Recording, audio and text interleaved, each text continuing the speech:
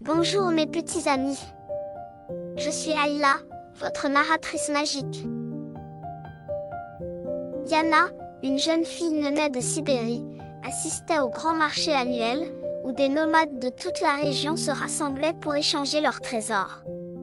Ce marché, connu pour ses merveilles, regorgeait d'aliments étranges et fascinants venus des quatre coins du monde. Lorsqu'elle s'approcha des étals, Yana fut attirée par un gros fruit recouvert de piquants appelé le durian. Ce fruit, surnommé le roi des fruits en Asie du Sud-Est, est célèbre pour son odeur très forte. Certains disent qu'il sent comme une vieille chaussette. Mais à l'intérieur se cache une chair douce et sucrée adorée par ceux qui osent le goûter.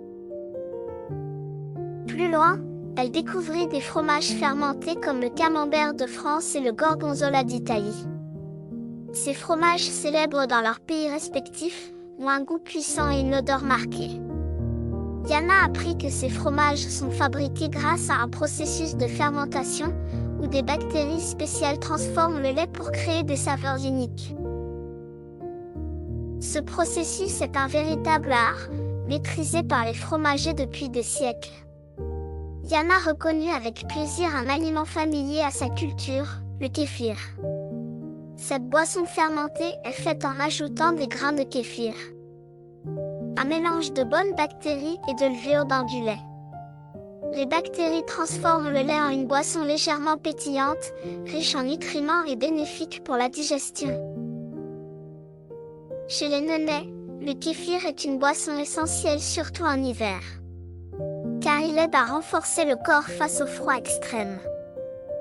Un stand proposait une spécialité marocaine appelée kli, composée de viande séchée et confite dans de la graisse.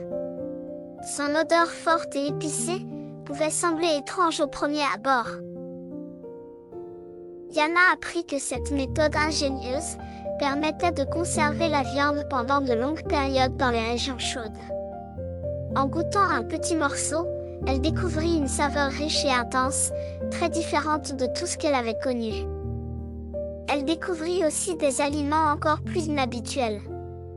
En Chine, les œufs de Santan attirèrent son attention. Malgré leur nom, ces œufs ne sont pas vieux de 100 ans, mais sont conservés pendant plusieurs semaines dans un mélange spécial de thé, d'argile et de sel.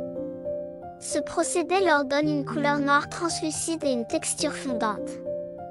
On les appelle ainsi car leur aspect unique les fait paraître aussi anciens que des reliques.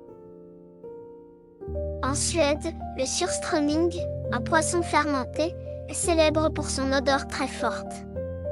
Bien que l'odeur puisse surprendre, ce plat traditionnel est considéré comme un trésor national et se déguste souvent en plein air avec du pain et des pommes de terre. Le stand suivant présenta des escamoles, des œufs de fourmis récoltés au Mexique. Surnommés le caviar des insectes, ces œufs sont riches en protéines et ont une saveur douce et noisettée. Dans de nombreuses régions du monde, les insectes sont une source importante de nourriture, car ils sont riches en nutriments et faciles à produire. Un autre stand proposait des fruits odorants comme la noix de muscade et le clou de girofle. Ces épices venues d'Asie étaient autrefois si précieuses qu'elles étaient échangées contre de l'or. Elles ajoutent des parfums uniques aux plats et font aujourd'hui partie des saveurs les plus appréciées dans le monde. Enfin, Yana observa un homme montrant du chocolat noir.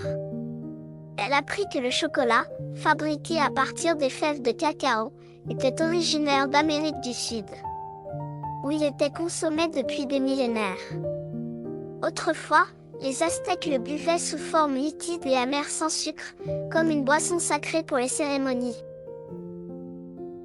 À travers ces découvertes, Yana réalisa que chaque aliment raconte une histoire sur la culture et les traditions des gens.